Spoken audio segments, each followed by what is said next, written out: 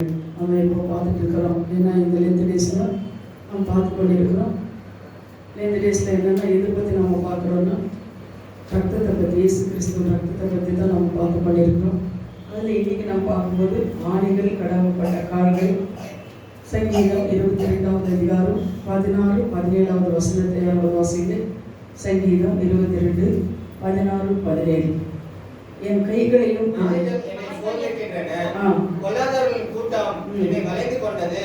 என் கைகளையும் என் கால்களையும் உருவ குத்தினார்கள். என் எலும்புகள் எல்லாம் நான் எண்ணலாம். அவர்கள் என்னை நோக்கி பார்த்து கொண்டிருக்கிறார்கள். கன்னட வாசியமா? கன்னட வாசிக்க 22வது அதிகாரம் 16, 17. ನಾಯಿಗಳು ನನ್ನನ್ನು ಸುತ್ತಿಕೊಂಡಿವೆ, ದುಷ್ಟರ ಗುಂಪು ನನ್ನನ್ನು ಆವರಿಸಿಕೊಂಡಿದೆ. ನನ್ನ ಕೈ ಕಾಲುಗಳನ್ನು ತಿವಿದಿದ್ದಾರೆ, ನನ್ನ ಎಲುಬುಗಳೆಲ್ಲ ಎಣಿಸುವುದಕ್ಕಾಗುವುದು.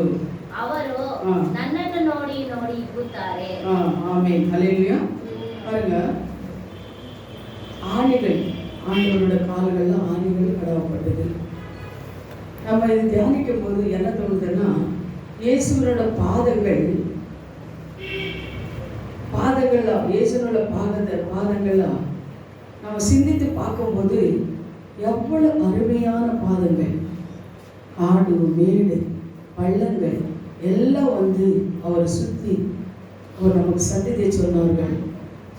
குஷ்டரோகிகளை சுஸ்தமாக்கினார், மருத்துவர்கள் எழுப்பினார்கள். அவர் தேடி போய்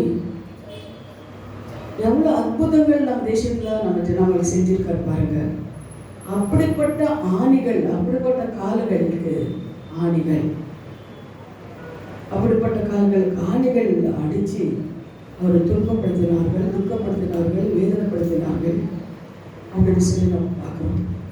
அந்த கால்களெல்லாம் எப்படி ஒரு அருமையான கால்கள், பரலோகத்தில் இருந்த அந்த கால், முள்ளு குத்தாத ஒரு கால், கல்லு குத்தாத ஒரு கால், அப்படிப்பட்ட பரலோகத்தில் இருந்த அந்த கால்கள், அங்கிருந்து வந்த தெய்வ மனிதனோட கால், அந்த கால்களுக்கு இந்த பூமியில் முள்ளு மண்ணு எல்லாம் நடுந்து அவர் என்ன பண்ண, அந்த கால்களுக்கு எவ்வளோ அற்புதங்கள், காலில் நடுந்து போய் எவ்வளோ அற்புதங்கள் செஞ்ச அந்த கால்களுக்கு மனுஷன் தான் உருவாக்கின மனுஷனே போய் அவர் என்ன பண்ண கால்களுக்கு ஆணிகள் நடிக்கிறார். ஹல்லேலூயா.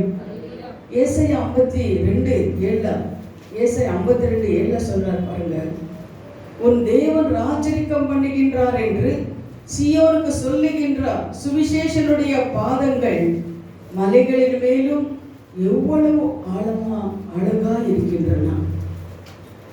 உங்களுக்கு ராஜரிகம் பண்ணுகின்றவரோட கால்கள் மலைகள் மேலே சுவிசேஷம் சொல்ல எவ்வளவு அழகான கால்கள் பாருங்க.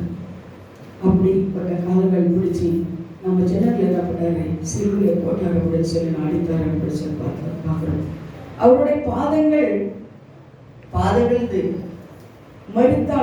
மார்த்தாளின் சகோதரி, மரியாளின் சகோதரி மார்த்தாள் என்ன பண்ணாருன்னா, அவருடைய பாதத்தில் அவர் சொல்ற ஒவ்வொரு காரியங்களும் கேட்டுக்கொண்டு இருந்தாள் அப்படின்னு சொல்லி நம்ம பார்க்குறோம். அவர் விட்டு இடாத நல்ல பங்கையை தெரிந்து கொண்டார் அப்படின்னு சொல்லி கூட நம்ம பார்க்குறோம். லூக்கா 7:37 நீங்க பார்க்கும்போது மார்த்தாள் யாரு? பாவியன்ன ஸ்ரீ வெளியேற பெற்ற தெய்வத்து. சாரிம்மா, ஒரு நிமிஷம், சாரி. லூக்கா 10:39 வாசிங்க. லூக்கா 10:39 அவருடைய பாதத்தில் அருகே மார்த்தாளின் சகோதரியாக மரியாள் அமர்ந்து கர்த்தருடைய வாயிலிருந்து புறப்பட்ட வார்த்தைகளை, இனிமையான வசனங்களை கேட்டு தன்னை விட்டிடாத நல்ல பங்கையை தெரிந்து கொண்டார். ஹல்லேலூயா. மரியாள் என்ன பண்றாரு, அவரை பாதத்தில் அமர்ந்து அவர் என்ன பண்றாருன்னா, விட்டு எழியாத நல்ல பங்கை தெரிந்து கொண்டார். அவர் சொல்ல இவள் என்ன பண்ணா கேட்டுக்கொண்டே இருந்தா அவர் என்ன பண்றாரு, இந்த உலகத்துல நடக்க போற காரியங்கள், அவர் வந்த காரியங்கள், எல்லா காரியங்களும் அவர் சொல்லும் போது, ஆண்டவர் சொல்லி கொண்டு இருக்கும்போது மரியாதை என்ன பண்ணாரு, அவர் பாதத்துல நல்ல பங்கு தெரிந்து கொண்டாள். அதுபோலதான் இன்றைக்கு கூட நீங்க என்ன பண்ணிருக்கிறீங்க, சுவார்த்தை சொல்லும்போது கேட்டுக்கொண்டு இருக்கிற நீங்க கூட நல்ல பங்கு தெரிந்து கொண்டவர்களா இருப்பீர்கள் என்று நான் விசுவாசிக்கிறேன். அல்லேலூயா. அதே போல நீங்க பார்க்கும்போது லூக்கா 10:39 நீங்க பாருங்க. லூக்கா 10வது அது பார்த்தீங்க இல்லையா? அப்போ லூக்கா 7:37 வாசிங்க. லூக்கா 7:37 பாவியான ஸ்ரீ வெளியேற பெற்றார், நல்ல தைலத்தை அவரோட பாதத்திலே ஊற்றி கண்ணீரினாலே நினைத்து தம்முடைய தலை மயிரினாலே துடித்து கொண்டே இருந்தாள். பாருங்க, வேதம் சொல்லுகிறது என்னதுன்னா, பாவியான அந்த ஸ்திரீ என்ன பண்ணுது, பேதுரு வீட்டில் ஒரு பொந்திக்கு உக்காந்து இருக்கும் போது அவ என்ன பண்ற, நல்ல தைலத்தை எடுத்துட்டு வந்து அதை வடிச்சு அவர் பாதத்துக்கு என்ன பண்ண பூசி தன் தலைமயிரினால் கண்ணீரினாலே அவளை தொடுத்து கொண்டு இருந்தது அப்படின்னு சொல்லி நம்ம பார்க்கிறோம். அப்போ அவரை பாருங்க, அது பாவமான ஸ்திரீ வந்து அது இப்ப தைலம் பூசும் போது அங்கிருக்கிற சீஷர்கள் கேட்கிறாங்க, இவர் பாவியான ஸ்திரீ அல்லவோ, ஏன் ஆண்டவருக்கு தெரியாத இது ஒரு பாவியான ஸ்திரீ, ஆனா இவங்க எப்படிப்பட்டவளும் ஆண்டவருக்கு தெரியாதா, இவளை வந்து தைலத்தை பூசி கொண்டிருந்தாலும் இவர் சும்மா இருக்கிறாரே அப்படின்னு சொல்லும் போது ஆண்டவர் சொல்றாரு, பேதுருவே ஏன் இப்படி நீ எல்லாம் நினைச்சு கொண்டு இருக்கிற, நான் உன் வீட்டுக்கு வரும்போது நீ என் கால் கழுவு தண்ணீர் கொடுக்கல, ஆனாலும் நீ என்ன பண்ற ஆயுதப்படுத்தி கொண்டு இருக்கிறோம் அப்படின்னு சொல்லி என்ன பண்றாரு ஆண்டவர் சொல்றாரு. அது போலதான் அப்படிப்பட்ட பாதங்களுக்கு ஆணிகள் அப்படின்னு சொல்லி நம்ம பார்க்கிறோம். அதே போல லூக்கா 5வது அதிகாரம் 8வது வசனம் பாருங்க. வேதம் முழுவதும் இயேசுவின் பாதங்கள் இமையிலும் மேன்மையும் காணலாம். நன்றி பெருத்தின கால்கள் இயேசுவினோட பாதங்கள் விழுந்து பேதுரு சொல்றார். அதுபடிமா 5:8 சீமோன் பேதுரு அதை கண்டு இயேசுவின் பாதத்தில் விழுந்து ஆண்டவரே நான் பாவியான மனுஷன், நீர் என்னை விட்டு போக வேண்டும் என்றார். விட்டு நீர் என்ன பண்ணாதீங்க, போக வேண்டுமா என்றார். சரிங்களா? அப்போ பேதுரு சொல்றாரு, ஆண்டவரே பேதுரு சொல்றாரு அதை கண்டு இயேசுவை பாதத்திலே விழுந்து, ஆண்டவரே நான் பாவியான மனுஷன். அவர் சொல்றாரு. ஆண்டவர் என்ன பண்ணாரு, பேதுரு கால் கழுவுறதுக்கு போகும்போது ஆண்டவரே நான் பாவி சுவாமி அப்படின்னு சொல்லும் போது அவர் என்ன பண்ணாரு, நான் உங்களுக்கு காலை கழுவாம இருந்தால் எனக்கு நீ என்ன பண்ண பாத்திரம் கிடையாது அப்படின்னு சொல்லும் போது அப்ப அவர் சொல்றாரு, என் காலம் மட்டும் இல்லை என் சரீரம் முழுவதும் கழுவுங்க அப்படின்னு சொல்லி இருக்கிறார் அப்படின்னு சொல்லி நான் பார்க்கிறோம். இயேசு பாதத்துல காணிக்கைகளை கொண்டு வந்தார் அப்படின்னு சொல்லி மத்தாய் 22வது அதிகாரம் 11வது வசனத்துல, மத்தேயு 2வது அதிகாரம் 11வது வசனத்தை நீங்க பார்க்கும்போது சாஸ்திரிகள் என்ன பண்ணாரு, இயேசு கிறிஸ்து பிறக்கும் போது அவர் பாதத்துல அவர் காணிக்கை எடுத்துட்டு வந்து என்ன பண்றாரு, வைக்கிறார் அப்படின்னு சொல்லி நம்ம கூட பார்க்கிறோம். அப்படிப்பட்ட பாதங்கள் ஆணிகள் அடிக்கப்பட்டது. அவரிடம் சித்தம் மாறின இயேசுவோடைய பாதத்துல அவர் வந்தாரு. பவுல் பேசினாரு, அவர் சாஸ்திரிகளை எடுத்துட்டு வந்து அவர் பாதத்தை வைத்தாரு. அதே போல அப்போஸ்தலர் 9வது அதிகாரம் 4:7 பாருங்க. 4வது வசனம் 7வது வசனத்தை நீங்க படிச்சு பாருங்க. அப்போஸ்தலர் 9வது அதிகாரம் 4வது வசனம் 7வது வசனம். ஆண்டவரின் சித்தம் அது வாசியப்போ 4 வாசியம். அவர் தலையை விழுந்தார். அப்பொழுது சவுலே நீ ஏன் துன்பப்படுத்துகிறாய் என்று தன்னுடனே சொல்லுகிற ஒரு சத்தத்தை கேட்டான். பாத்தீங்க, பவுல் என்ன பண்றாரு, கிறிஸ்துவர்கள் எல்லாம் துன்பப்படுத்தி கொண்டு இருக்கும் போது அப்ப என்ன பண்றாரு, ஆண்டவர் வந்து அங்க வந்து என்ன பண்றாரு, பவுலே ஏன் என்னை துன்பப்படுத்துகிறாய் அப்படின்னு சொல்லி கேட்கிறார். அது நமக்கு எல்லாருக்கும் தெரியும். 7வது வசனம் படிங்க. அதுல 7 படிங்க.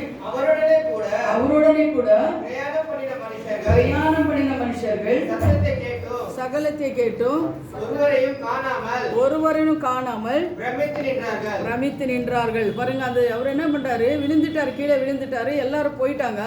ஆனாலும் என்ன பண்றாங்க, அங்க இருக்கிற ஜனங்கள் எல்லாம் அப்படியே நின்றுட்டு என்ன நடந்தது இவருக்கு அப்படின்னு கண்ணுகள் தெரியாம போயிடுச்சு. அதுக்கப்புறம் என்ன பண்ணாரு, கோல் கொடுத்து அவங்களை கைப்பிடிச்சு கொண்டு போறாரு அப்படின்னு சொல்லி நம்ம பார்க்குறோம்.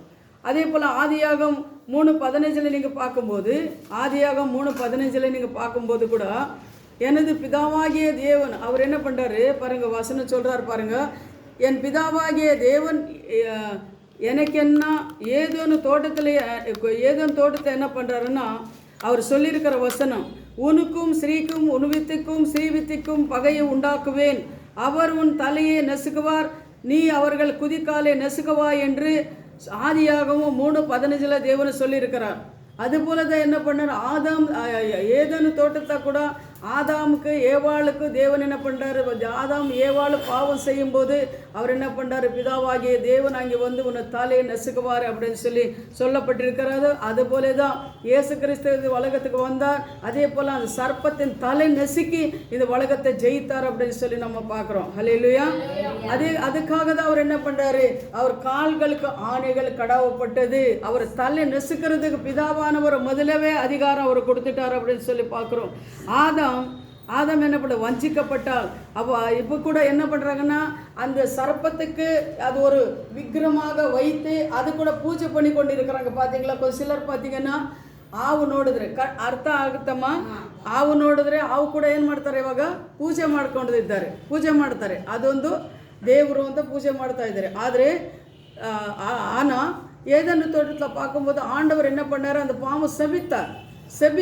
அதனாலே இப்போது விக்கிரமா ஒரு ஆராதனாக அவர் என்ன பண்ணுறாரு, அது பூಜೆ பண்ணி கொண்டு இருக்கிறார். ಜನಗಳಿಗೆ ಏನೋ தெரியாமல் செய்கிற ಜನಗಳಿಗೆ ಗೊತ್ತಿಲ್ದಿರ ಅವ್ರು ಏನು ಮಾಡ್ತಾ ಇದ್ದಾರೆ. ಅವ್ರು ನಾವು ತಪ್ಪು ಅಂತ ಹೇಳೋಕ್ಕಾಗಲ್ಲ, ಅದೇ ಅವ್ರು ಗೊತ್ತಿಲ್ದಿರ ಮಾಡ್ತಾ ಇದ್ದಾರೆ. ಆದರೆ ನಮಗೂ ಗೊತ್ತಿದ್ದು ನಾವೇನು ಮಾಡಿದ್ರೆ ಅಂದರೆ ಮಾಡಬೇಕಂದ್ರೆ ಅದೆಲ್ಲ ನಾವು ಒಂದು ದೇವರಾಗ ಆದಾಗ ನಾವು ಅಂದ್ಕೊಳಲ್ಲ. ಆದರೆ ಅವ್ರು ಏನು ಮಾಡ್ತಾರೆ ಅಂದರೆ ಇದೇ ದೇವರು ಅಂತ ಅವ್ರು ಮಾಡ್ತಾ ಇದ್ದಾರೆ. ಆದರೆ ದೇವರು ಏನು ಮಾಡಿದ್ದಾರೆ, ಏದೇನು ತೋಟದಲ್ಲೇ ಅವನ ತಲೆ ತುಳಿದಿದ್ದಾರೆ. ஹல்லேலூயா. அதுபோல தான் இன்னொரு வசனத்தை நீங்கள் பார்க்கும்போது வெளிப்படுத்தல் 12:11 நீங்கள் பாருங்கள். வெளிப்படுத்தல் 12வது அதிகாரம். ஆட்டுக்குட்டியின் மரணம் நேரிடாதவர்களோ அதற்கு தப்பும்படி தங்கள் ஜீவனை பாராமல் ஆட்டுக்குட்டியின் ரத்தத்தினாலும் தங்கள் சாட்சியின் வசனத்தினாலும் அவனை ஜெயித்தார். பாருங்க, ஆட்டுக்குட்டியின் ரத்தத்தினாலும் அவன் சாட்சியினாலும் தேவன் என்ன பண்றாரு, அவனை ஜெயித்தார். யாரு ஜெயித்தார்? சத்ருவே பாம்பே ஜெயித்தார் அப்படின்னு சொல்லி பார்க்குறோம். நம்ம பாதாளத்தில் விழுகின்ற ரத்தம் பிசாசின் கிரியைகளையும் அழிக்கின்றது, அவருடைய தலையை நசுக்கின்றது.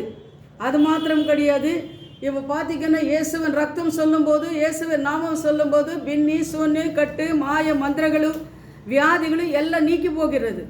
ಯೇಸುವಿನ ರಕ್ತ ಅಂತ ಹೇಳುವಾಗಲೇ, ಯೇಸುವಿನ ನಾಮ ಅಂತ ಹೇಳುವಾಗಲೇ ಯಾವುದು ಬಿನ್ನಿ ಶೂನ್ಯ ಕಟ್ಟು ಮಾಯ ಮಂತ್ರ ಏನಿದ್ರೇನೋ ಅದೇನಾಗುತ್ತೆ, ಬಿಡುಗಡೆ ಆಗುತ್ತೆ. ಅಷ್ಟೊಂದು ಪವರ್ ಇದೆ ಯೇಸುವಿನ ರಕ್ತದಲ್ಲಿ. அதுக்கோசர இயேசுவின் ரத்தம், இயேசுவின் நாமம் ಅಂದರೆ அவ்வளோ ஒரு பவர் இருக்குது. அதனால தேவன் அதே சொல்கிறாரு, ஆட்டுக்குட்டியின் ரத்தத்தினாலே தங்கள் சாட்சியின் வசனத்தினாலே அவனு ஜெயித்தார். யார் ஜெயித்தார்? சத்ருவும் ஜெயித்தார் அப்படின்னு சொல்லி நாம் பார்க்குறோம். அதே போல் நீங்கள் பார்க்கும்போது சத்ருவின் மேலே ஜெயம் கொள்ளும்படியாக அநேக வாக்கு தத்தங்களை தேவன் நம்மளுக்கு கொடுத்துருக்கிறார். இப்போ பாருங்களா, இந்த வருஷம் வாக்கு தத்துவம் என்னென்னா, வேதத்தில் இருக்கிற ஒவ்வொரு வார்த்தைகளும் நம்மளுக்கு தேவனுக்கு கொடுத்துருக்கிற வாக்கு தத்துவங்கள் தான். ஆனால் நம்மளை சத்ரு ஜெயிக்கணும்னா இது வேதத்தை நம்ம படிக்கணும், அதை நம்ம தியானிக்கணும். ஏதோ ஒரு வசனம் மட்டும் நம்ம எடுத்து தியானிக்கிறது கிடையாது. ஒவ்வொரு நாளும் எந்தெந்த அதிகாரத்தில் நம்ம ஒரு அதிகாரம் படித்தோன்னா அந்த ஒரு அதிகாரத்தில் தேவன் என்ன சொல்லியிருக்கிறான், அது என்ன நடக்குது அப்படின்னு சொல்லி நம்ம என்ன பண்ணணும், அந்த அதிகாரத்தை தியானிக்கிறது தான். தேவன் என்ன பண்ணார், அநேக வாக்குத்தத்த வசனங்களை கொடுத்துருக்கிறார். எதுக்குன்னா அவன் தலை நசுக்கிறதுக்கு. யார் தலை? பிசாசானவன் தலை நசுக்கிறதுக்கு நம்மளுக்கு ஒரு ஆயுதம் என்னன்னா, இருபுறமும் கருக்குள்ள பட்டியத்தை போல கருக்காக்கின ஒரு இயேசு ஜீவனுள்ள வார்த்தைகள் நம்ம கொடுத்துருக்கிறார். அநேக வாக்குத்தத்தங்களை தேவன் நம்மள பண்ணியிருக்காரு, கொடுத்திருக்கிறார். யாக்கோபு அது சொல்கிறார் பார்த்தீங்களா, உங்களுக்கு விரோதமாக ஏதாவது பின்னி சூன்ய கட்டு மாய மந்திரங்களோ வியாதிகளோ ஏதாவது இருந்தால் நீங்கள் அவர் சொல்கிறாரு. எண்ணாகும் 23:23 என்ன அவர் சொல்ற, யாக்கோபுக்கு விரோதமான மந்திரமும் இல்லை, இஸ்ராவேலுக்கு விரோதமான குறி சொல்லுதில்லை, உனக்கு விரோதமாக எழும்புற எந்த ஆயுதமும் வாய்க்காமே போகும். உங்களுக்கு ಭಯ ಬಂದು ಬಿಡ್ತಾ, ಏನಾನ ಬಿನ್ನಿ ಶೂನ್ಯ ಮಾಯ ಮಂತ್ರ ಇದಾ ಎಣ್ಣ? ಬೈಬಲ್ ಗೊತ್ತಿಲ್ಲಲ್ವಮ್ಮ? ಬೈಬಲ್ ಇಲ್ಲ ನಿಮಗೆ? ಕನ್ನಡ ಇದಕ್ಕೆ ಬರಬೇಕು, ಅದು ಸರಿ ಬರಬೇಕು. ಅದೇ ನಮಗೊಂದು ಆಯುಧ. ಅದೇ ಹೇಳ್ತಾ ಇದ್ದೀನಿ, ಅದು ದೇವರು ನಮ್ಮಲ್ಲಿ ಕೊಟ್ಟಿರೋ ಒಂದು ಆಯುಧ. ನಿನಗೆ ಕೈಯಲ್ಲಿ ಕತ್ತಿಯೋ ಮುಚ್ಚೆನಾ ಆಯುಧ. ನಿನ್ನ ಕೈಯಲ್ಲಿ ಏನು ಆಯುಧ? ಎಷ್ಟೋ ಜನ ನಿನ್ನ ಮೇಲೆ ನೀನು ಹೊಡಿಬೇಕು ಅಂತ ಬಂದರೆ ಕೂಡ ನಿನ್ನ ಕೈಯಲ್ಲಿ ವಿಯಾದ ಇದ್ದರೆ, ನಿನ್ನ ಹೃದಯದಲ್ಲಿ ಇದು ವಾಕ್ಯ ಇದ್ದರೆ ಯಾರು ನೀನು ಜಯಿಸೋಕ್ಕಾಗಲ್ಲ, ಗೊತ್ತಾ? ನಿನ್ನ ಹೃದಯದಲ್ಲಿ ಇದು ವಾಕ್ಯ ಇದ್ದರೆ, ವೇದ ನಿನ್ನ ಕೈಯಲ್ಲಿ ಇದ್ದರೆ ಎಷ್ಟು ಜನ ನಿನ್ನ ಮೇಲೆ ಬಂದ್ರೇನೋ ನೀನು ಜಯಿಸೋಕ್ಕಾಗಲ್ಲ. ಯಾಕಂತೀಯ? ಹೆಂಗಮ್ಮ ಅದು ಆ ಥರ ಆಗುತ್ತೆ. ಆದರೆ ದೇವ್ರಿಗೆ ನೀನು ತಗ್ಗಿ ನಡಿಬೇಕು, ದೇವ್ರಿಗೆ ನಿಜವಾಗಿ ನೀನು ಇರಬೇಕು, ದೇವ್ರನ್ನ ನೀನು ದೇವ್ರನ್ನ ಹುಡುಗಿ ನೀನು ಬರಬೇಕು, ದೇವ್ರಿಗೋಸ್ಕರ ನೀನು ಜೀವಿಸಬೇಕು. ಆ ಥರ ಇರೋವಾಗ ಎಷ್ಟು ಜನ ನಿನ್ನ ಮೇಲೆ ಬಂದ್ರೇನು ಅವ್ರೇನು ಮಾಡೋಕ್ಕಾಗಲ್ಲ, ಜಯಿಸೋಕ್ಕಾಗಲ್ಲ. ಹಲ್ಲೆಲೂಯಾ. ಎನ್ವಾಳ್ಕೆಲ್ಲ ನನ್ನ ಜೀವಿತದಲ್ಲಿ ಕೂಡ ಏನು ಮಾಡಿದ್ದಾರೆ, ಎಷ್ಟೋ ಜನ ನಮ್ಮ ಮೇಲೆ ಬಂದರೆ ಕೂಡ ನಾನೇನು ಮಾಡ್ತಾಯಿದ್ದೆ, ಅವ್ರ ಆಚೆ ಬಂದು ಜಗಳ ಆಳಿಗೆ ಬಂದರೆ ಕೂಡ ನಾನೇನು ಮಾಡ್ತಾಯಿದ್ದೆ, ಮಂಡಿಗಳಾಗ್ತಾಯಿದ್ದೆ. ದೇವರೇ ಇಂಥವ್ರು ಬಂದಿದ್ದಾರೆ, ನಾನು ಅವ್ರ ಹತ್ರ ಹೋಗಿ ಜಗಳ ಮಾಡೋಕ್ಕೆ ನನಗೆ ಇಷ್ಟ ಇಲ್ಲ. ನಾನು ನಿನ್ನ ಮಗಳು, ನಾನು ಬಾಯಲ್ಲಿ ಕೆಟ್ಟ ಮಾತುಗಳು ಬರಬಾರದು, ನನಗೆ ಕೋಪ ಬರಬಾರದು. ದೇವರೇ ಇಂಥ ಮಾತುಗಳು ಇಂಥ ಕಾರ್ಯನ ನಡೀತಾ ಇದೆ, ನೀನು ನೋಡ್ಕೊ அப்படின்னு சொல்லி நான் என்ன பண்ணேன், மண்டிகால போடுவேன். அவ்வளோதான். ರೋಷமாக ಬರುವಾಗ ಸಾಫ್ಟಾಗಿ ಹೋಗೋಣ, ರೋಷದಲ್ಲಿ ಬರ್ತಾರೆ. ಆಮೇಲೆ ಏನೋ ಪಿಲ್ಲೆ ಹುಲಿ ಮಾದರಿ ಬಂದು ಹೂವಿನ ಥರ ಹೋಗ್ತಾರೆ. ಸರಿ, ಆ ಥರ ದೇವರು ಮಾಡಿಸ್ತಾರೆ. ನಮ್ಮ ಕೈಯಲ್ಲಿ ಆಗಲ್ಲ ಅದೆಲ್ಲ, ಆದರೆ ದೇವರ ಕೈಯಲ್ಲಿ ಎಲ್ಲ ಸಾಧ್ಯ. ಅವ್ರ ಕೈಯಲ್ಲಿ ಎಲ್ಲ ಆಗುತ್ತೆ. அதுக்காக அது என்னாகும் 23 இது 23 சொல்றாரு, யாக்கோபு விரோதமான சொல்லுங்க, எனக்கு விரோதமான நீ யாரு, நீ யாரு? யாக்கோபு சந்ததி தானே. அப்ப நீங்க என்ன பண்ணுவீங்க? யாக்கோபுக்கு விரோதமான சொல்லுங்க, பிடிச்சுக்கோங்க. யாக்கோபுக்கு விரோதமான மந்திரம் இல்லை. இஸ்ராவேல் யாரு? நான் தான். இஸ்ராவேலுக்கு விரோதமான குரு சொல்லத்துல இல்லை. எனக்கு விரோதமா இளம்பெற எந்த ஒரு ஆயுதமும், எந்த ஒரு மனுஷனும், எந்த ஒரு வியாதியும், எந்த ஒரு பிரச்சனையும் வாய்க்கவே போகட்டும். அது கன்னடல சொல்ல தெரியாது. ಯಾಕೋಬನಲ್ಲಿ ಸಕನ ನೋಡುವುದು ಇಲ್ಲ, ಸಕನ ನೋಡುವುದು ಇಲ್ಲ. ಯಾಕೋಬನಲ್ಲಿ ಸಕನ ನೋಡುವುದಿಲ್ಲ. ಇಸ್ರಾಯೇಲರ ಕಣಿ ಕೇಳುವುದು ಇಲ್ಲ, ಕಣಿ ಕೇಳುವುದು ಇಲ್ಲ. ದೇವರು ಮಾಡುವ ಕೆಲಸವನ್ನು ತತ್ಕಾಲದಲ್ಲೇ ಯಾಕೋಬ್ಯರಿಗೆ ತಿಳಿಸುತ್ತಾನೆ. ಆಮೆನ್. ಹಲ್ಲೆಲೂಯಾ. ಹಲ್ಲೆಲೂಯಾ. ஆனா யாக்கோபுக்கு விரோதமா அப்படின்னா இஸ்ராயேலும் யாக்கோபு நம்ம தான் ஆண்டவர் தெரிந்து கொண்ட பிள்ளை. நம்மளுக்கு விரோதமா எழும்புற எந்த ஆயுதமும் ಪೂರ್ವದಲ್ಲಿ ಒಬ್ಬೊಬ್ರು ಹೇಳ್ತಾರೆ, ಅಯ್ಯೋ ನಾನು ಆ ಮನೆಗೆ ಹೋದೆ, ಆ ಮನೆಯಲ್ಲಿ ನಾನೇನ್ ಮಾಡ್ತದೆ, ದಯ್ಯ ಬಂದು ಅಮುಕ್ತದೆ. ಆ ಮನೆಗೆ ಹೋದೆ ನನಗೇನಾಗಿಲ್ಲ, ಹಣ ಇರಲ್ಲ, ನಾನು ಆ ಮನೆಗೆ ಹೋದೆ. ஆனா நான் ஒண்ணு சொல்றேன் பாருங்க, அந்த மனையில கூட இருக்கலாம். ஆனா நம்ம கரெக்டா ஜெபிக்கிறவங்களா இருந்தா, நம்ம கரெக்டா ஜெபிக்கிறவங்க இருந்தா அந்த வீட்டுக்குள்ளே சேர்த்து வர முடியாது. ஏன்னா நம்ம யாக்கோபு பிள்ளைங்க, தேவனோட பிள்ளைங்க, இயேசு ரத்தத்தாலே கழுவப்பட்ட பிள்ளைங்க. அது எந்த குடும்பம் இருந்தாலும் சரி, அந்த குடும்பத்துக்கு போனா கொஞ்ச நேரம் வீடு மாத்தினா சரி போகுது. வீடு மாத்தாது, நம்மளை நாமளே மாத்திக்கணும். அப்படி நம்ம இருக்கும்போது கண்டிப்பா என்ன விடுதலை கிடைக்கும். ஆனா ஜபம் இருக்கணும். அங்க பிசாசு இருக்கணும் தெரிஞ்சிச்சா, ஜபம் இருக்கணும். அங்க வியாதி வருது அமுக்குது அப்படின்னு தெரிஞ்சுதான் ஜபம் இருக்கணும், ஜெபிக்கணும். தேவன் பாட்டு, ஸ்தோத்திரம், ஆராதனை, பைபிள் வாசிக்கிறது, இதெல்லாம் இருக்கும்போது இருக்குமா? இயேசுவின் நாமம், இயேசுவின் ரத்தத்தாலே எப்படிப்பட்ட பிசாசானாலும் ஓடி போயிடுவோம். அல்லேலூயா. அது போல தேவன் சொல்றாரு, யாக்கோபுக்கு விரோதமான மந்திரம் இல்ல, இஸ்ராயேலுக்கு விரோதமான குறி சொல்லுதல்ல. உனக்கு விரோதமா எழும்புற எந்த ஆயுதமும் வாய்க்காவே போகட்டும். உனக்கு விரோதமாக உருவாக்கப்படும் எந்த ஆயுதமும் வாய்க்காதே போகும். உனக்கு விரோதமாக நியாயத்திலே எழும்பும் எந்த நாவையும் குற்றப்படுத்துவாய். இது கர்த்தருடைய ஊழியக்காரின் சுதந்திரமும் என்னோடனே அவருடைய நீதியுமாய் இருக்கிறது. ஏசாயா 54:17 நீங்க பார்க்கும்போது, உனக்கு விரோதமா எழும்புற எந்த ஒரு ஆயுதமும் வாய்க்கவே போகும். சொல்லுங்க, எனக்கு விரோதமா எழும்புற எந்த ஒரு ஆயுதமும் வாய்க்கவே போகும். அல்லேலூயா. அந்த விசுவாசத்தோட நீங்க சொல்லணும், எனக்கு விரோதமா எழும்புற. நீங்க போகும்போது எங்கேயாவது போறீங்க, இருள போறீங்க, ಮೊಬೈಲ್ ಕತ್ತಲೆಯಲ್ಲಿ ಹೋಗ್ತೀರಾ, ಹೋಗುವಾಗ ಇಲ್ಲ ಹಾಸ್ಪಿಟ್ಲಿಗೆ ಹೋಗ್ತೀರಾ, ಇಲ್ಲ ಒಂದು ನಿಮ್ಗೆ ಭಯ ಆಗೋ ಜಾಗದಲ್ಲಿ ನೀವು ಹೋಗುವಾಗ ಏನು ಮಾಡ್ತೀರಾ? எனக்கு விரோதமாகி ಯಾವೊಂದು ಎದ್ದು ಆಯುಧ வாய்க்கவே போகும். அது என்ன சொல்லுது? கடவுள் என்ன சொல்லுது? எந்த ஆயுதம் ನಮಗೆ ಎದುರಿಸಲು ಕಲ್ಪಿಸಿದ ಯಾವ ಆಯುಧವು ಜಯಿಸದು, ಯಾವ ಆಯುಧವು ಜಯಿಸದು. சொல்லு, ಹೇಳ್ಬೇಕು, ನನಗೆ ಎದುರು ಬರೋ ಯಾವ ಒಂದು ಆಯುಧವು ಜಯಿಸದು. எனக்கு வர விரோதமான ಕಾರ್ಯಗಳು ಹೋಯ್ಡು. அல்லேலூயா. அப்படின்னு சொல்லி ನಾವು என்ன பண்ணணும், ಎಲ್ಲಿ ಹೋದ್ರೆ ನಾವೇನ್ ಮಾಡ್ಬೇಕು, ಈ ತರ ಹೇಳ್ಕೊಂಡು ಹೋಗ್ಬೇಕು. ಅದೇ ನೋಡುವಾಗ லூக்கா 10வது அதிகாரம் 19 வசனம் பாருங்க. இதோ சர்ப்பங்களையும் தேன்களையும் மிதிக்கவும் சத்துருனுடைய சகல வல்லமையும் மேற்கொள்ளவும் உனக்கு அதிகாரம் கொடுக்கிறேன் என்று உங்களை சேதப்படுத்த மாட்டாது என்று சொல்லியிருக்கிறார். என்ன பண்றாரு? சர்ப்பங்களையும் தேள்களையும் மிதித்த சத்துருவன் தலை நசுக்கிற ஒரு அதிகாரத்தை உங்களுக்கு எனக்கு தேவன் என்ன பண்ணியிருக்காரு? கொடுத்திருக்கிறார். நீங்க சொல்லணும், என்ன பண்ணியிருக்காரு? என்ன பண்ணியிருக்காரு? சொல்லுங்கம்மா, என்ன பண்ணியிருக்காரு உங்களுக்கு? அந்த அதிகாரம் கொடுத்திருக்கிறார். என்னைக்கு கொடுத்திருக்கிறார் அந்த அதிகாரத்தை? அதே போல சங்கீதம் 91:13 பாருங்க. சிங்கத்தின் மேலும் விரியின் பாம்பு குட்டியின் மேலும் நீ நடந்து பால சிங்கத்தையும் வல சிறப்பத்தையும் மிதித்து போடுவாய். எப்படி ஒரு அதிகாரம் ஆண்டவர் கொடுத்திருக்காரு? இந்த அதிகாரம் நம்மளுக்கு எப்படி வந்தது? நீங்க சொல்லுங்க, எப்படி வந்தது? உங்களுக்கு என்ன ஒரு பாட்டு சொல்லி எனக்கு மானம் போய் அந்த மாதிரி இருக்கு. இந்த அதிகாரம் எப்படி வந்தது? யார் கொடுத்தாங்க உங்களுக்கு? இயேசு கிறிஸ்து கொடுத்தாங்க உங்களுக்கு அந்த அதிகாரம். எப்படி கொடுத்தாரு? அவர் சிலுவை சுமந்ததுனால, ரத்தம் சிந்தனால உங்களுக்கு என்ன பண்றாரு? அந்த அதிகாரம் கொடுத்திருக்காரு. என்ன அதிகாரம்? அந்த அதிகாரம் என்ன பண்ணிருக்காரு?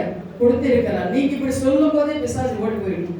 அந்த அதிகாரம் அவ்வளவு ஒரு வல்லமை உங்க மேல இறங்கி வரணும். அல்லேலூயா. தேவனுடைய பிள்ளைகளே மந்திரவாதிகளோ குறி சொல்லுகிறவர்களுக்கு என்ன பண்ணக்கூடாது? நம்ம பயப்படவே கூடாது. அல்லேலூயா. பிசாசுக்கு எதிர்த்து நிலைகள். உலகத்துல இருக்கின்றவர்களிலும் உங்களில் இருக்கின்றவன் பெரியவர். 1 யோவான் 4:4 பார்க்கும்போது இந்த உலகத்துல இருக்கிறவனோட நம்ம கூட இருக்கிறவன பெரியவர். இந்த உலகத்துல இருக்கிறவன் என்ன, அவனுக்கு என்ன, இயேசு நாம இயேசு ரத்தத்தை சொன்னாலே அவன் ஓடி போயிடுவான். ஆனால் நம்ம கூட இருக்கிறவர், நம்ம உயிர் போனதுக்கு அப்புறம் கூட நம்மளோட சதா காலங்களும் நம்மளோட இருக்கிறதே. அதனால எந்த ஒரு காரியத்துக்கும் நம்ம என்ன பண்ணக்கூடாது? பயப்படவே கூடாது. ஹல்லேலூயா, ஹல்லேலூயா. அப்படியே நான் பயப்பட மாட்டேன்னு சொல்ல நினைக்கிறேன். இந்த வார்த்தைகளெல்லாம், இந்த ஜீவனுள்ள இந்த வார்த்தைகளெல்லாம் கேட்கும் போது எந்த ஒரு காரியம் இருந்தாலும் சரி, உன் குடும்பங்களில் எந்த ஒரு பிரச்சனைகள் இருந்தாலும் சரி, என்ன வியாதி இருந்தாலும் சரி, என்ன பின்னி சூன்யம் கட்டி இருந்தாலும் சரி, வேலை செய்யறதுல என்ன பிரச்சனைகள் இருந்தாலும் சரி, குடும்பத்துல என்ன போராட்டங்கள் இருந்தாலும் சரி, இயேசு என்னோட இருக்கிறார், இயேசுவை நான் தேடுறேன், இயேசு நான் ಕೂಡ ಇದ್ದಾರೆ, இயேசு ನಾನು ಹುಡುಕ್ತಾ ಇದ್ದೀನಿ, ಯಾವೊಂದು ಪ್ರಶ್ನೆಗಳು ಹೋರಾಟಗಳು ಇದ್ರೇನು ನಾನು ಭಯಪಡಲ್ಲ. ಇನ್ನು ನಾನು ಏನು ಮಾಡ್ತೀನಿ? ಹೊಸ ಜೀವನ ನಾನು ಮಾಡ್ತೀನಿ. ಯಾಕಂದ್ರೆ ದೇವರ ಪಾದದಲ್ಲಿ ನಾನು ಕೂತ್ಕೋತೀನಿ, ನಾನು ಪ್ರಾರ್ಥನೆ ಮಾಡ್ತೀನಿ, ಬೈಬಲ್ ಓದ್ತೀನಿ, ನಾನು ಸುಳ್ಳೆಲ್ಲ ಹೇಳೋಲ್ಲ. அந்த ಸಂದರ್ಭಗಳು ಬರುವಾಗ ಯೇಸು ಹತ್ರ ನಾನು ಬರ್ತೀನಿ. அறிக்கை ಮಾಡ್ತೀರಾ? பண்றீங்களா? அறிக்கை பண்ணி நம்ம என்ன பண்ணி இப்படி வாழும்போது எவ்வளவு பிரச்சனைகள் வந்தாலும் நம்ம கூட இருக்கிற ஒரு பெரியவர். ஒரு வியாதியோ ஒரு பிரச்சனை உங்க வீட்டில் வந்துச்சுன்னா என்ன சொல்ல தெரியுமா? நீங்க உலகத்தில் இருக்கின்றவர்களும் எங்களில் இருக்கிற ஒரு பெரியவர் என் தேவன் சொல்லியிருக்கார். செத்துறது எங்களுக்கு தொட உனக்கு அதிகாரம் கிடையாது. என் பிள்ளைகளுக்கு கணவரையும் என் குடும்பத்தையும் தொட உனக்கு அதிகாரம் கிடையாது. என் சரீரத்தை தொடக்கூட உனக்கு அதிகாரம் கிடையாது. இயேசுவின் நாமத்தினாலே எங்கள் வீட்டு விலகி போன்னு சொல்லி என்ன பண்ணணும்? நம்ம ஜெபிக்கிறோம். ஏன்னா கடைசி காலத்தில் நம்ம வந்திருக்கிறோம். செத்துருவானவங்க நல்லா ஜெபிக்கிறவங்களும் சரி, ஜெபிக்காம இருக்கிறவங்களும் சரி, அவன் என்ன பண்ணனா தொட்டு பார்த்து பண்ணியிருப்பான். எப்படி தொட்டுவான்? தொட்டு பார்ப்பான். எப்படி தொட்டு பார்ப்பா தெரியுமா?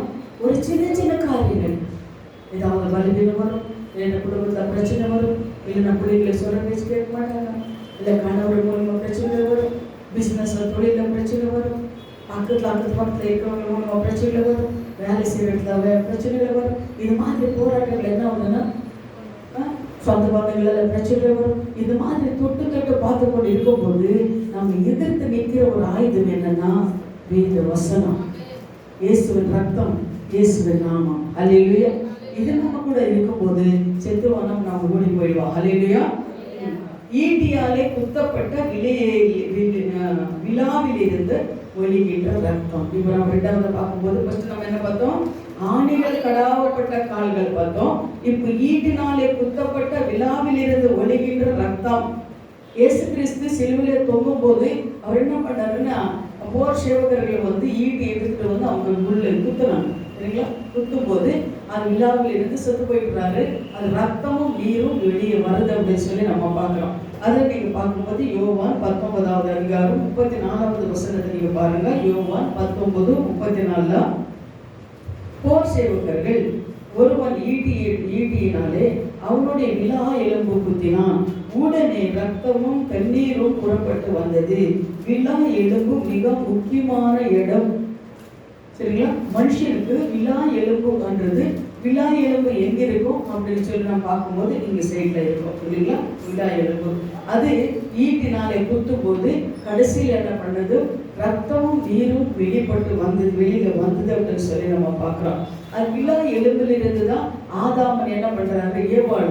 ஆதாம் விலா எலும்பிலிருந்து தான் ஏவாள் உருவாக்கினார் அப்படின்னு சொல்லி நாம் பார்க்கிறோம். ஆதாமுக்கு என்ன பண்றாரு? நித்திரை பண்ணி ஏவாள் என்ன பண்றாரு? உருவாக்கினார் அப்படின்னு சொல்லி நம்ம பார்க்கிறோம். அது போலதான் நம்ம என்ன பண்றாரு? இயேசு கிறிஸ்து அந்த ஆதாம நித்திரை பண்ணி ஏவாளை எப்படி உருவாக்கினாரோ அது போல தேவனாகிய கர்த்தர் தம்மை மனுஷனிலே எடுத்து விலா எலும்பிலே மனுஷியாக உருவாக்கினது போல அவளையும் மனுஷனிடத்திலேயே கொண்டு வந்தார்.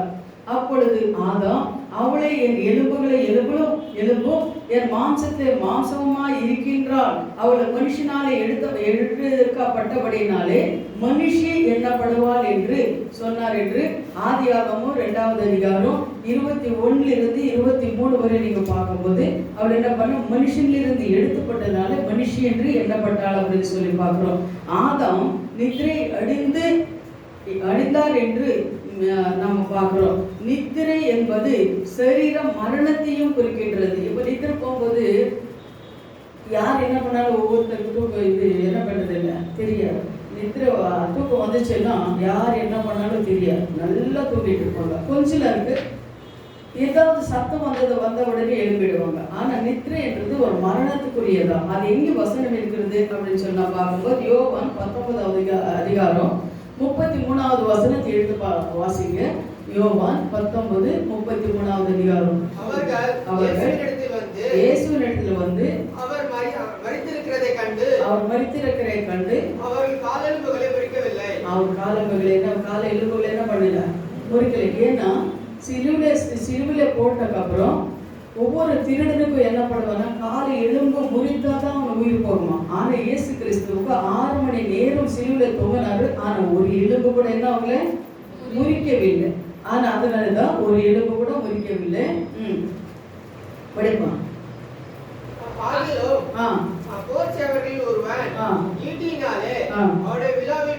குத்தினான். உடனே ரத்தமும் தண்ணீரும் புறப்பட்டது. ரத்தம் அது 33 வருஷம்.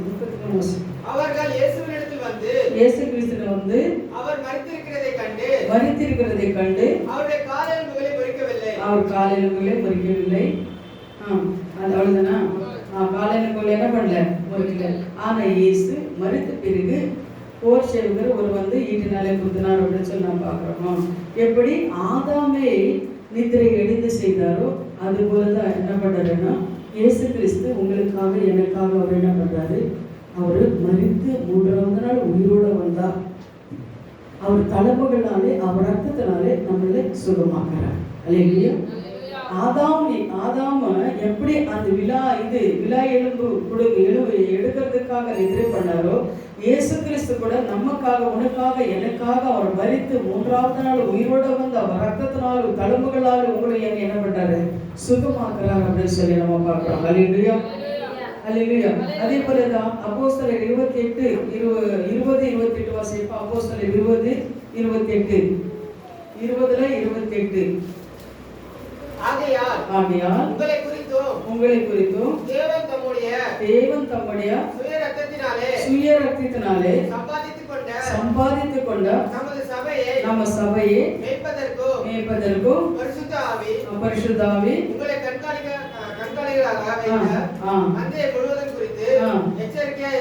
ஆமென். அல்லேலூயா.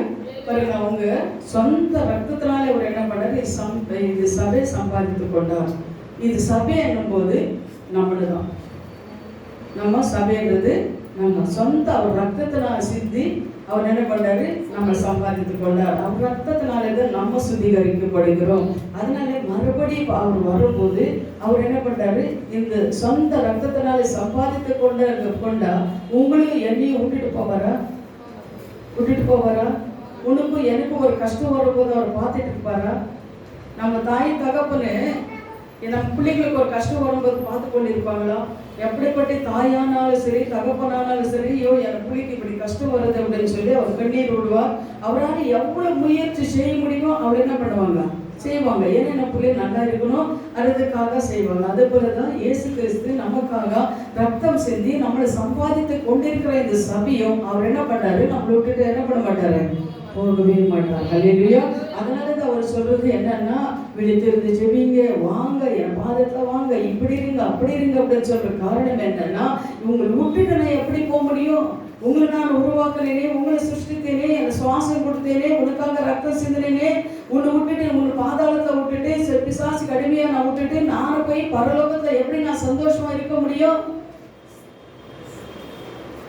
எப்படி இது உலக பிரகாரமான தாய் தகப்பனே என்ன பண்ண, ஐயோ என் பிள்ளைக்கு விட்டுட்டு நான் எப்படி இருக்கிறது, என் பிள்ளை ஒரு ஏதாவது செஞ்சா கூட, ஐயோ என் பிள்ளைய விட்டுட்டு நான் எப்படி சாப்பிடுறது, என் புருஷன் விட்டுட்டு எப்படி சாப்பிடுறது அப்படின்னு ஒரு தாய் தகப்பனுக்கு நம்மளுக்கு இருக்கும்போது, நம்ம அவர் சாயலாக சிருஷ்டித்த நம்மளை தேவனு விட்டுட்டு போறதுக்கு அவர் சந்தோஷமா போவாரா?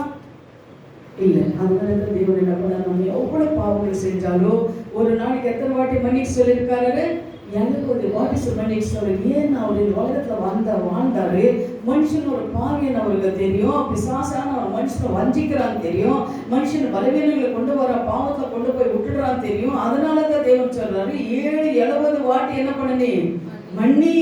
அப்போ ஒரு நாளைக்கு நம்ம என்ன பண்றோம், 7-70 வாட்டி பாவங்களை செய்யறோமே இல்லையா?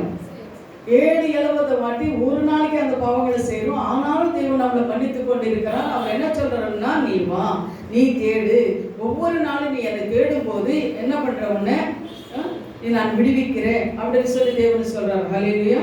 அதே போல எபேசியர் 5வது அதிகாரம் 32வது வசனம் வாசிப்போம். எபேசியர் 5:32. எபேசியர் 5:32.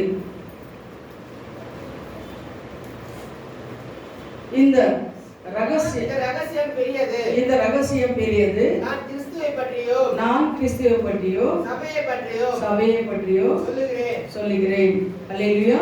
பாருங்க, இந்த ரகசியம் பெரியது. பாருங்க, இப்ப நம்ம என்னன்னா, கணவனுக்கு மனைவி துரோகம் பண்றாங்க, மனைவிக்கு கணவன் துரோகம் பண்றாங்க, பிள்ளைங்களுக்கு தாய் தகப்பனுக்கு இந்த மாதிரி எல்லாம் செய்யறாங்க, துரோகம் பண்றாங்க. ஆனாலும் தேவன் என்ன சொல்றது, ரகசியம் பெரியது. இந்த உலகத்தை நீங்க இதெல்லாம் பாவங்கள் செய்யும்போது கூட உங்களை நான் மன்னிச்சு கொண்டிருக்கிறேன். அல்லேலூயா.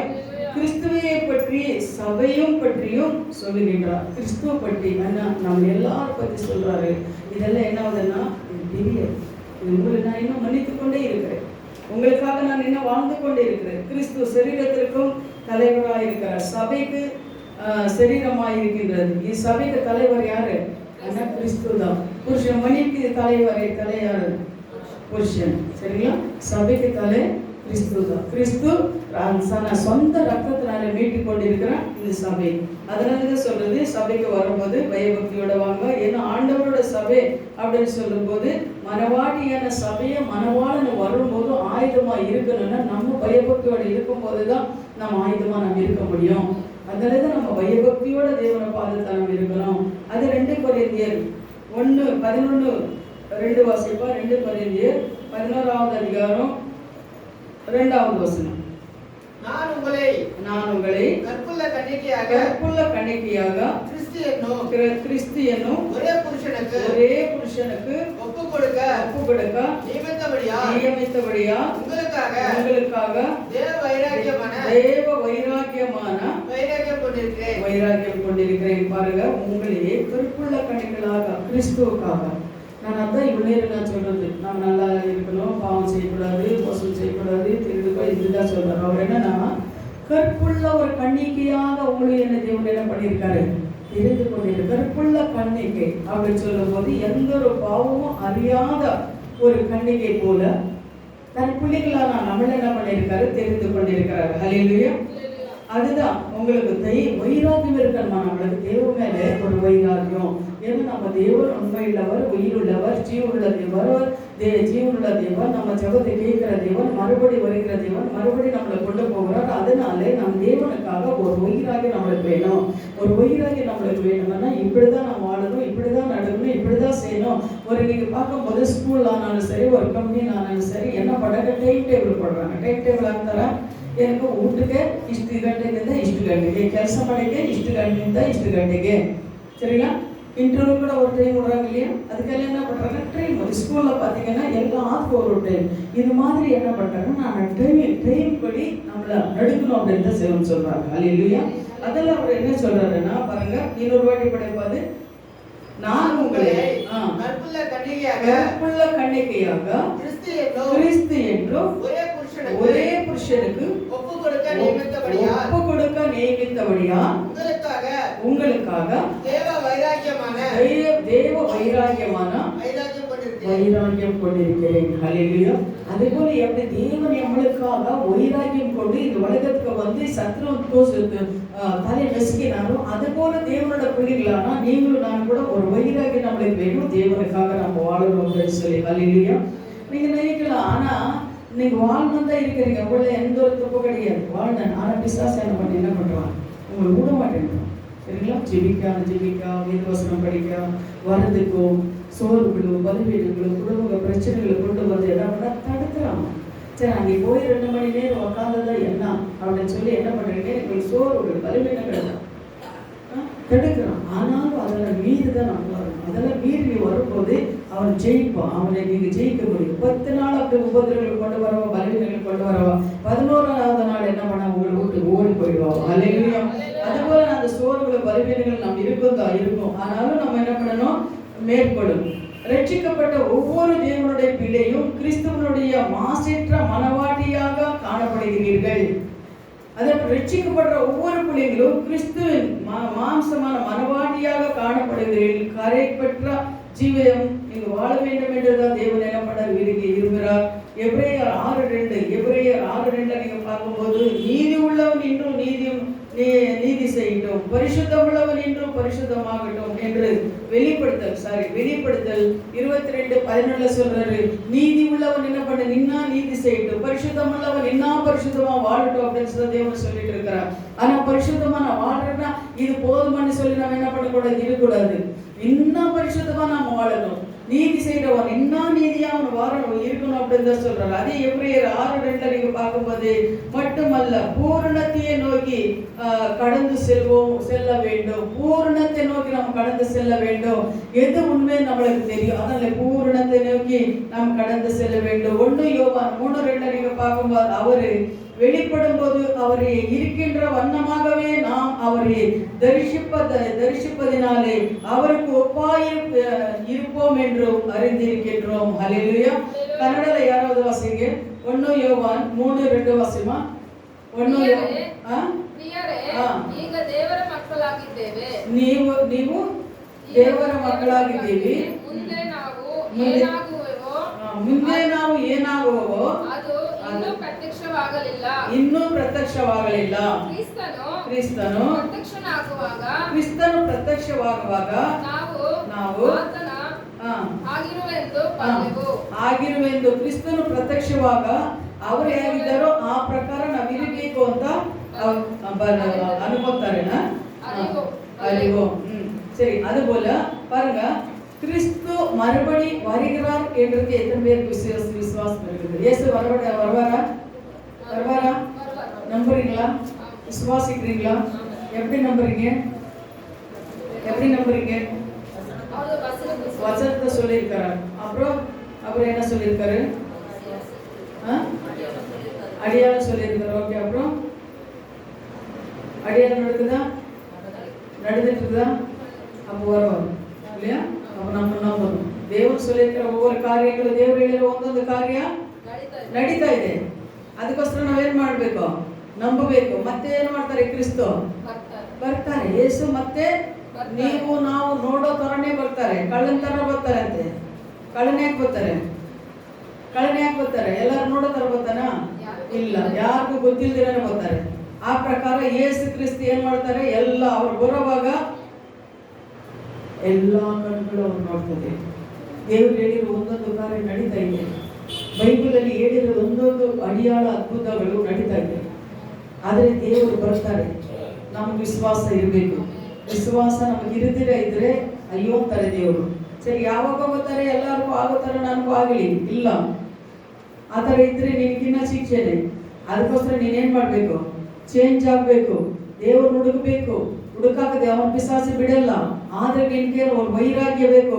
ಏನಂದ್ರೆ ದೇವರು ನಮಗೋಸ್ಕರ ಬಂದು ಏನ್ ಮಾಡಿದ್ರು, ಸಿಲುಬೆಯಲ್ಲಿ ಜಜ್ಜಲಾದ್ರು, ಮತ್ತೆ ಅವ್ರು ಬರ್ತಾರೆ, ಅವ್ರಿಗೋಸ್ಕರ ನಾವು ಇರಬೇಕು. ಹಾಗೆ ಸರಿ ಬಿಟ್ಬಿಟ್ರೆ ಎಲ್ಲಿ ಹೋಗ್ತೀವಿ ನಾವು? ಪಾತಾಳಕ್ಕೆ ಹೋಗ್ತೀವಿ, ನರಕಕ್ಕೆ ಹೋಗ್ತೀವಿ. ಕೈ ಬಿಟ್ಬಿಡ್ತಾರೆ ದೇವರು.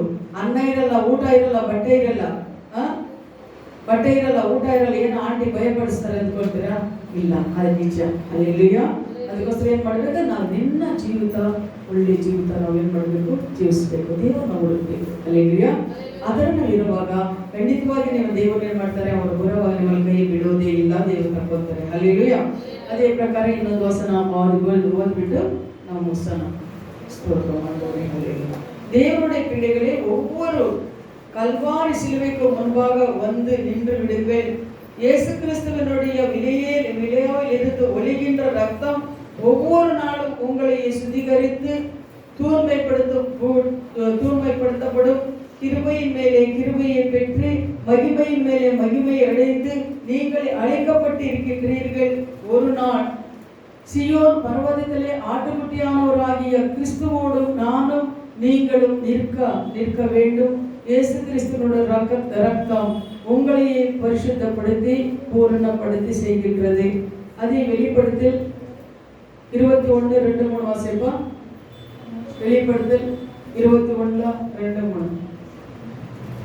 ಇದಲ್ಲದೆ ಪರಿಶುದ್ಧ ಪಟ್ಟಣವಾದ ಹೊಸ ಯೆರೂಸಲೇಮು ಪರಲೋಕದಿಂದ ದೇವರ ಬಳಿಯಿಂದ ಇಳಿದು ಬರುವುದನ್ನು ಕಂಡೆನು. ಅದು ತನ್ನ ಗಂಡನಿಗೋಸ್ಕರ ಅಲಂಕೃತವಾದ ಮೊದಲ ಗಿತ್ತಿಯಂತೆ ಶೃಂಗರಿಸಲ್ಪಟ್ಟಿತ್ತು. ಇದಲ್ಲದೆ ಸಿಂಹಾಸನದೊಳಗಿಂದ ಬಂದ ಮಹಾಶಬ್ದವು ನನಗೆ ಕೇಳಿಸಿತು. யோவானாகிய நான் புதிய எருசலேமாகிய பரிசுத்த நகரத்தை. ஒரு நிமிஷம் பாருங்க. யோவான் பார்க்கிறாரு. புதிய எருசலேமாகிய பரிசுத்த நகரத்தை தேவனிடத்திலிருந்து பரலோகத்தை விட்டு இறங்கி வருகின்ற கண்டேன். அப்படிதானப்பா? கண்டேன். அது தன் புருஷனுக்காக அலங்கரிக்கப்பட்ட மணவாட்டி போல ஆயுதமாக்கப்பட்டிருக்கின்றது. மேலும் பரலோகத்தில் இருந்தும் உண்டான வெறும் சத்தத்தை கேட்டேன். அது இதோ மனுஷர்களிடத்திலே தேவனுடைய வாசஸ்தலமாகின்ற அவரிடத்திலே அவரை வாசமாயிருப்பார். அவரும் அவருடைய ஜனங்களுமாயிருப்பார்கள். தேவன் தாமே அவர்களுடனே கூட இருந்து அவர்களே தேவனாய் இருப்பார். ஹல்லேலூயா. பாருங்க, யோவான் ஸ்தானனுக்கு தேவன் என்ன பண்றாரு? தர்ஷனம் கொடுக்கிறார். அவர் என்ன பண்றாருன்னா, பரலோகம் இறங்கி வருகிறது. அது அப்படிதானா? இன்னொரு வாட்டி படிங்க. அது யோவானாகிய நான் புதிய எருசலேமாகிய பரிசுத்த நகரத்தை எங்கிருந்து? தேவனிடத்திலிருந்து பரலோகத்தை விட்டு தேவனிடத்தில் இறங்கி வர கண்டேன். அது தன் புருஷனுக்காக அலங்கரிக்கப்பட்ட தன் புருஷனுக்காக ஒரு கல்யாணம் பண்ண புருஷனுக்கு கல்யாணம் பண்ணும்போது அந்த மனவாட்டி எப்படி அலங்கரிக்கிறாங்க நம்மளுக்கு தெரியுமா? நம்மளுக்கு எல்லாருக்கும் தெரியல. ಮದುವೆ ಹೆಂಗಸ ಮದುವೆ ಹೆಣ್ಣು ಮದುವೆಗೆ ಹೆಂಗೆ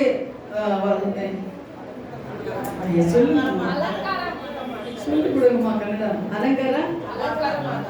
ಅಲಂಕಾರ ಮಾಡೋದಾ? ಅಲಂಕಾರ ಹೆಂಗೆ ಮಾಡ್ತಾರೆ? ಹೊಸ ಬಟ್ಟೆ ಹಾಕಿ, ಹೂವೆಲ್ಲ ಹಾಕಿ, ಸೀರೆ ಉಟ್ಟು, ಒಡವೆ ಎಲ್ಲ ಹಾಕಿ ಅಲಂಕಾರ ಮಾಡ್ತಾರಲ್ವಾ? ಆ ತರ ಮಾಡಿ